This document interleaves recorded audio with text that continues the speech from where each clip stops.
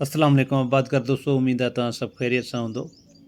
छा भाण ऐं पेट्रोल जी वधंदड़ क़ीमतनि सां ज़राअत छॾण ते आबादकारनि खे मजबूर कयो पियो वञे? छा ख़रीफ़ सीज़न में कमंद, सारी ऐं वणनि जे घटि थियण जा इम्कानात आहिनि?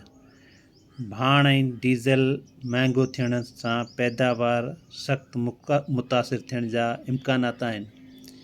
इहे हिकिड़ा अहिड़ा सुवाल आहिनि जेके असां सां खां मुसलसल पुछिया था वञनि।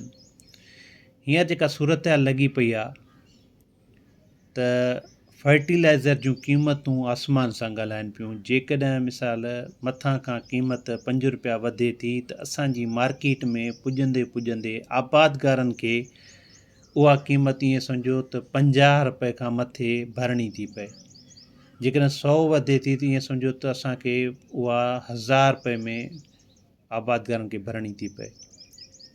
ही हिकिड़ा अहिड़ा मसइला आहिनि जेके ॾींहों ॾींहुं असांजे मुआशिरे में, असांजे ज़राअत में वधंदा था वञनि। पेट्रोल जूं क़ीमतूं वधण जे करे जेके हालात पैदा था थियनि, डीज़ल जूं क़ीमतूं वधण जे करे जेके हालात पैदा था थियनि, या जेको आहे असांजो फर्टिलाइज़र जूं क़ीमतूं, हाणे हिकिड़ो अहिड़ो माना नुक़सानु या अहिड़े असां दलदल में फासंदा था वञूं जो इन्हनि खां निकिरणु असांजे लाइ तमामु ॾुखियो थींदो थो वञे। असां जेकॾहिं पंजाब गवर्नमेंट जी ॻाल्हि कंदासीं त उन्हनि जा मिनिस्टर, उन्हनि जूं सरकारी मशीनरी ॾींहुं राति सिर्फ़ु मरियम नवाज़ जा क़सीदा आहिनि। उन खां अलावा उन्हनि जी कम जी जेका अपडेट हर लम्हो उन्हनि जी ऑफिशियल पेज ते आहे। असांखे वॾो अफ़सोस थींदो आहे त असांजो माना ज़राअत जो मिनिस्टर कंहिं बि हवाले सां का बि इंफॉर्मेशन ॾियण जे लाइ तयारु कोन्हे को। ज़राअत जो मिनिस्टर, तव्हां एग्रीकल्चर पंजाब जा पेज विज़िट कंदो, हाणे असां जेकॾहिं नालो था खणूं त हुननि जी सम्झो एडवर्टाइज़मेंट था कयूं, पर मजबूरी आहे तव्हांखे ॿुधाइण त ॾिसो पंजाब में ज़राअत जे हवाले सां छा न पियो थिए। उते चेक एंड बैलेंस आहे, असां वटि अहिड़ी का बि ॻाल्हि कोन्हे। नुक़सानु छा थो थिए? इहे शयूं भाण वधंदो, क़ीमत वधंदी, मतिलबु पेट्रोलियम जी क़ीमत वधंदी त उन सां नुक़सानु छा थींदो? जेको मुंहिंजो ज़ाती अंदाज़ो आहे न, 20 खां 30% असांजी घटि पोखी थींदी। जेके पोखी आबादकार कंदा उनखे सही नमूने सां मैनेज कोन करे सघंदा, मतिलबु पोखी घटि थींदी ऐं उनखे वरी जेका पोखी कंदा उनखे ॿिया भाण कोन ॾेई सघंदा। जेकॾहिं डीज़ल ते उन्हनि वटि वाटर पंप आहे या सोलर आहे त उहे हलाए करे जेको आहे पाणी जा इशूज़ थींदा, आबपाशी जा मसइला थींदा, त उहे उन्हनि खे सही नमूने सां मुंहुं कोन ॾेई सघंदा। उन सां छा थींदो त असांजो 30 खां 40% पैदावार घटि थींदी।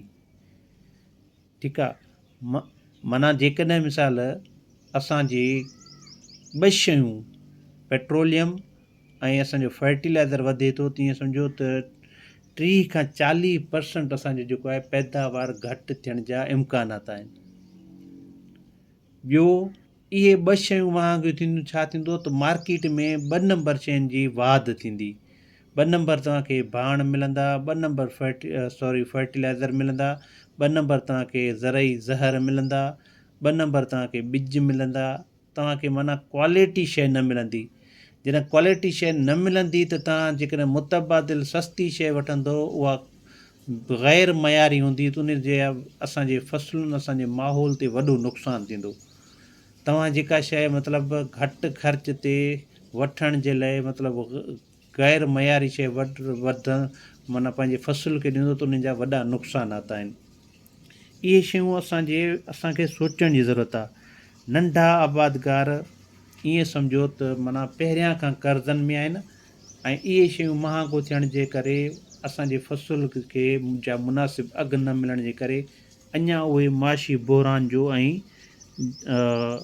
माना हू कर्ज़नि में कारा थी वेंदा। इहा सूरत हाल जेका हले पई इहा तव्हांखे ॿुधायूं पिया। मक़सदु असांजो इहो आहे त आबादकारनि खे सोच रखणी पवंदी, गवर्नमेंट खे सोच रखणी पवंदी त ज़राअत खे बचाइणो कीअं आहे। ठीकु आहे, ॾिसो क़ीमतूं जेकॾहिं मिसाल पूरे पाकिस्तान जे लाइ वधनि थियूं त असांजी गवर्नमेंट असांखे कहिड़ो रिलीफ थी ॾिए। भाण ते या डीज़ल ते का सब्सिडी या को रिलीफ ॾिनो वञे, घटि में घटि आबादगारनि सां मतिलबु ताउन कयो वेंदो त इहे आबादगार मतिलबु अॻिते वधी सघनि था। पर जेकॾहिं असांजे आबादगारनि सां इहा ई सूरत हाल रही त ॾाढो मुतासिर थींदासीं। माना इन्हनि ॿिनि शयुनि जे करे असांजी महांगाई उरूज ते थींदी, आम माण्हू ते तमामु घणो जेको आहे असरु थींदो।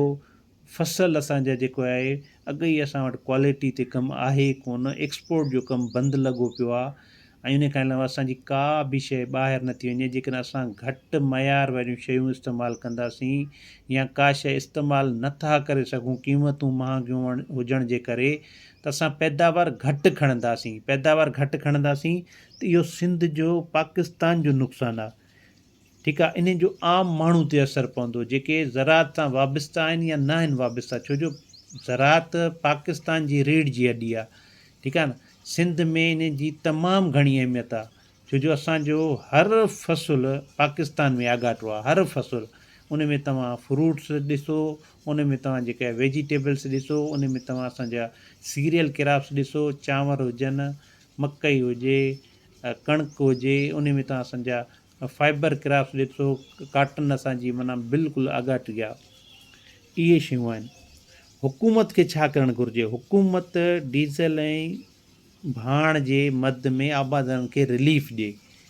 ठीकु आहे, सब्सिडीज़ ॾिए, अहिड़ा प्रोजेक्ट ॾिए जेके आबादगारनि खे कुझु न कुझु टेक ॾिए।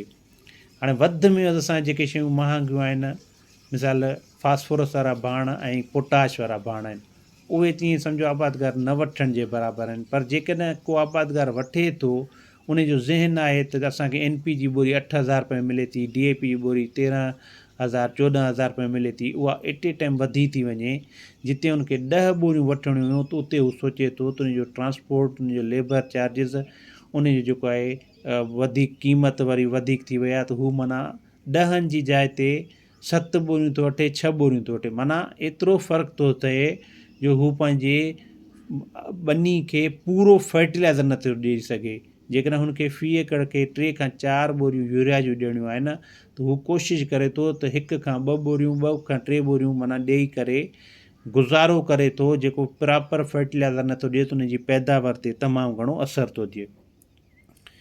हाणे गवर्नमेंट छा करे? हिकु त रिलीफ ॾिए, ॿियो जेको वधंदड़ क़ीमतियूं आहिनि, ग़ैर मयारी शयूं आहिनि, ज़हर आहिनि, भाण आहिनि, उन्हनि ते मतिलबु कंट्रोल करे, उन्हनि ते ज़ाब्तो आणे, उन्हनि जो चेक एंड बैलेंस करे तो केरु थो हलाए, उन्हनि जी परघोर केरु थो करे, उन्हनि जी केरु रहनुमाई थो करे, उन्हनि खां उहे मतिलबु डीलर असांजो ग़ैर मयारी शयूं हलाइनि छो था, 2 नंबर शयूं हलाइनि छो था, उन्हनि खे ॾिसे, आबादगारनि खे माशी बहिरान मां कढे, फ़सुल जो सुठो अघु ॾिए।